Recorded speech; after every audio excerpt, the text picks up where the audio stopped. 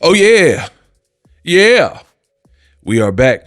Devin Haney responds to people, fans, I guess you could say, of boxing, insinuating that he is not natural, not natty, on the snack pack, if you will. You guys know what I mean when I say these things. In this video, I'm going to break down what Devin Haney said, what was said, like, I guess, against him, and let's keep it rocking. Yeah, I like that. Now, make sure you follow me at Boxing Ego 1, best in the business, and it's not even close. Devin Haney posted a muscle picture. I made a graphic. Devin Haney reacts to fans questioning if he is not natural, right? Boom. Somebody on Twitter says, ain't no way, definitely, I don't know if he meant to put Devin, but he put definitely. Ain't no way definitely went from this to this in less than a month. Victor Conti is definitely doing his job.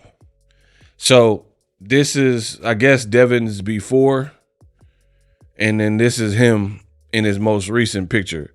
So we know what that means. He's insinuating that he on the snack pack and there's something underhanded going on. Devin seen this and responded. He says, fasting has done me well. So Devin is attributing it to working hard and fasting. Then, that wasn't enough. He had to kind of go and put this out. It says, all of a sudden, y'all bands know what steroids is now. Shut the F up. So I think he's referring to the Ryan Garcia situation.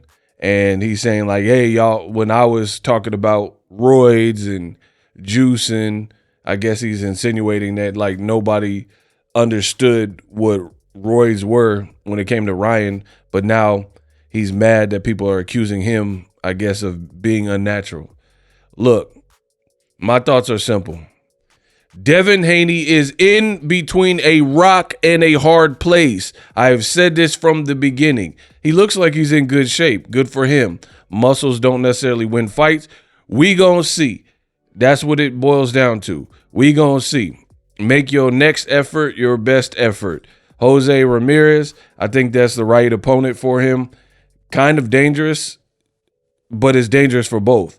For Ramirez, he hasn't looked great, especially for a couple of fights now. He's looked flat. So he's like kind of in a do or die situation. Devin, we seen the Ryan fight, and you fought against a Mexican-American with combination punching who wasn't in shape and still was hurting you when he was letting combinations rip, especially the left hook. Hooker got destroyed by a hook. I want to say the left hook from Ramirez. So that's kind of what people are looking for in this fight. Can Ramirez turn back the clock and put up kind of a vintage performance versus Devin Haney? And, for Ramirez, it's kind of like this is a do or die fight. If you lose to Devin Haney at this catch weight, where do you really go from there? As far as top level, it's going to be hard to get the big fights. So Devin's in between the rock and the hard place. He looks like he's training with this knowledge. Looks like he's training hard. That aspect of it is good. As far as people insinuating that he's on something, I don't really have anything to say there. It is what it is. People are going to put their expressions out on the internet. However, I will say this. Since a lot of this, let's be clear, because I like to be very transparent. If the Ryan fight never happened, right? So somehow we went from Devin fighting Lomachenko, moving up to 140 to fight Regis Prograis, and then the Ryan fight never happened. And from Regis Prograis, 6 months later, Devin fought Ramirez. I don't think anybody would be giving Ramirez that great of a chance. But boxing is about timing. All the minutia and minute details matter in boxing. Like Martin Bacoli, he's a recent example. He a good fighter, good little fighter. But if you catch him with no time to prepare, 315, out of shape, jet lagged, you seen what happened. He got cooked and knocked out in 2 rounds. Timing is everything in the world of boxing. So the thing that makes this fight interesting is the fact that Devin, the timing for him is terrible. He's been out the ring over a year by the time he gets back in the ring, and he's coming off a bad performance. Also, for Ramirez, the timing is not great because, as I said at the front of this video, Ramirez looks like he has seen better days. It's the only thing that makes this fight interesting. If the fight had, again, there was no Ryan fight some kind of way, and it went from Regis Prograis to Ramirez, I think people would be picking Devin to beat Ramirez pretty easily. But again, boxing is a what have you done for me lately type of sport. That being said, Devin didn't look so hot, didn't look so great in his last fight. That's why I'm saying what I'm saying. Now, for people on the internet, they're going to speak.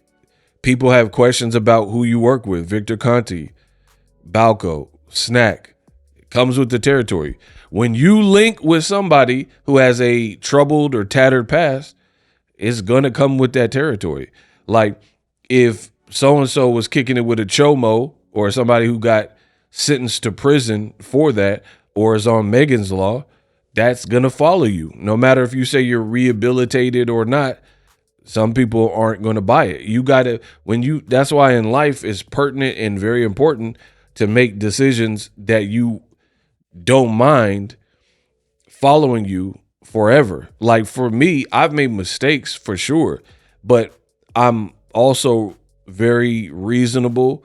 And luckily, I didn't make no mistakes that would have followed me. Like if you clap somebody and then do 20 years in the joint or something like that, that's going to follow you no matter what. People are going to be like, hey, this guy unalived somebody, or this person had this, or a girl sued him for SA. All that stuff follows you. So my bill of health is clean in that regard.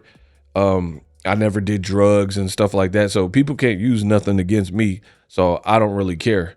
But, you know, when you link up with somebody who's nefarious in that world of PEDs, people are going to have questions. So for Devin to be like, man, y'all ain't saying this before and da-da-da, it just makes me question where he's at mentally for real. This generation is terrible to me. Terrible with the need to always rebuttal and retort. Like it's the internet. People talk crazy on the internet to me all the time. I don't have the time in my day. These are multimillionaires. These people make more money than me, and I don't even have the time. So for me, I think it's a generation thing. How do you even have the time to see or care what people are talking about to the point where you have to respond? I feel like it's an insecurity that a lot of these younger people and Gen Zers have. It's an insecurity. If you have to respond to everything, to me, that's an insecurity. And that's what it looks like for Devin and Bill. They have to reply to everything that everybody says at all times, even if it's on the internet. Let people rock. People are going to talk bad about you. It's the internet, bro. You got Molly Wop versus Ryan Garcia. People are going to have their fun with it, say whatever, put out memes. If you know you're natural and they're saying you're unnatural and you're going to pass all your tests, then who cares what people say? That's my opinion on it. So it does make me question when you're suing Ryan and wishing and hoping he gets a lifetime ban and doing all this extra responding to everybody and like, oh, you Ryan fans, like you don't seem like mentally like you're over it. You don't seem unbothered. Let me know what you guys think of Devin Haney responding how he did.